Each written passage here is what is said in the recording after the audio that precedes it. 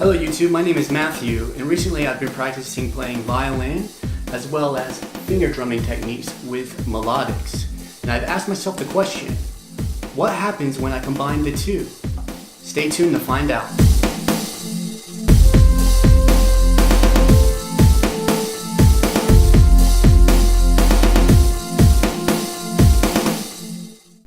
I want to show you what I have going on here. Check this out really fast. So on my computer screen, I have Melodics program loaded up, or the application loaded up, and it has the lesson Filling Funky 1 loaded into it. So if you look here, I have Abeton Live Abeton Live loaded up, and when I press the button on my controller, each thing triggers here in Melodics, but it also triggers the MIDI notes inside of Abeton Live. If you look right there, the MIDI notes are indeed triggered. So anyway, so my idea is to take the MIDI notes as I'm playing the lesson and record them into Abeton Live, and then go back and put actual samples to the MIDI notes. And then once I have that inside of Abeton Live, then I could go back and play my violin over the top of it and kind of get the violin in there as well, and to see what it sounds like, to experiment. Because really, I mean, what's the point of practicing this stuff if you don't get to mash it together?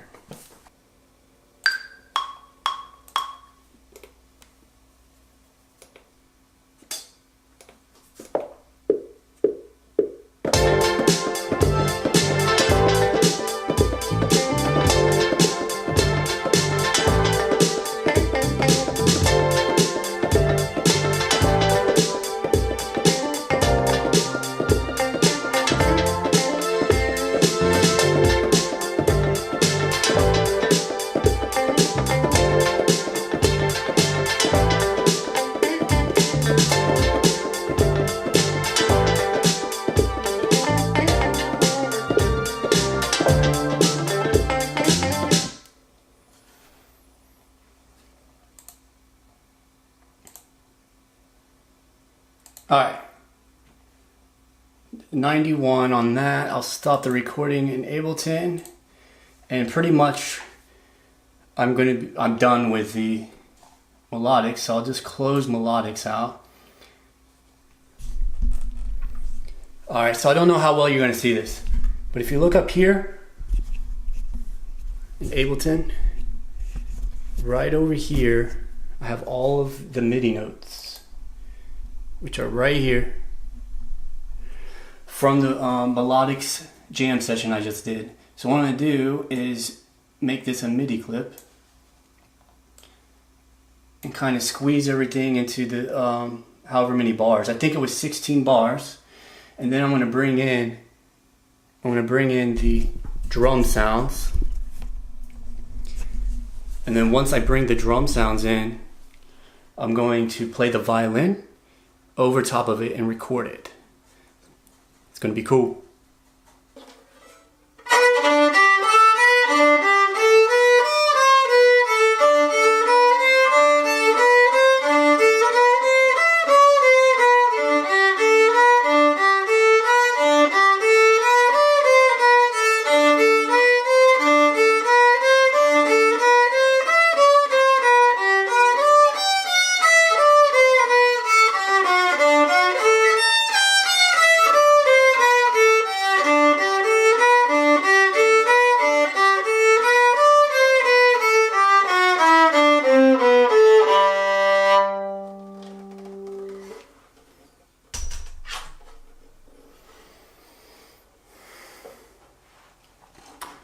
Alright, I slowed the tempo by a little bit.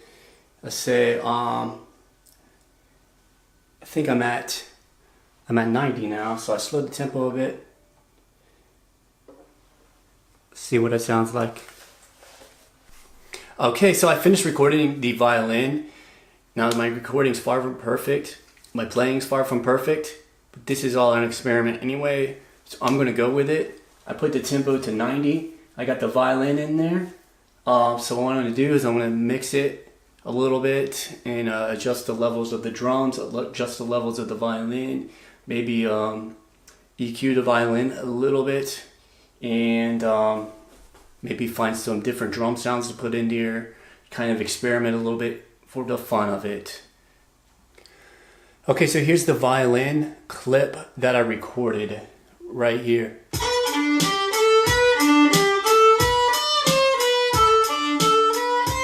Let me mess around with just some effects on the violin for the fun of it.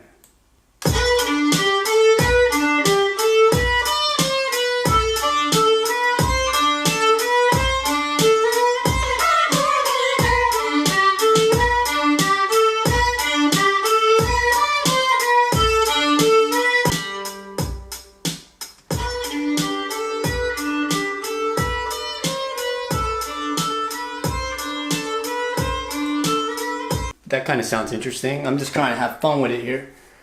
So the violin part is only 14 bars long and the drum part is 16 bars long. So maybe I'll find a way to kind of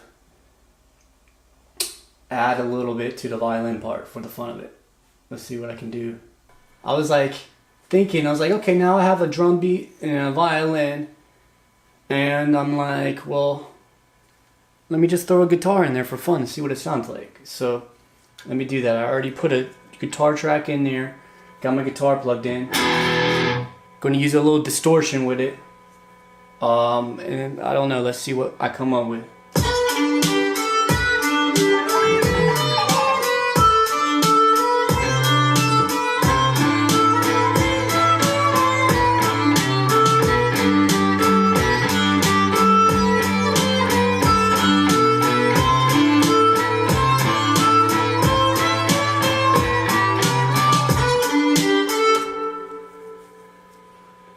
I have no idea what I'm doing here. This is what's cool about this. This is all an experiment for me. So I added some guitar to the feeling funky drum beat with the violin.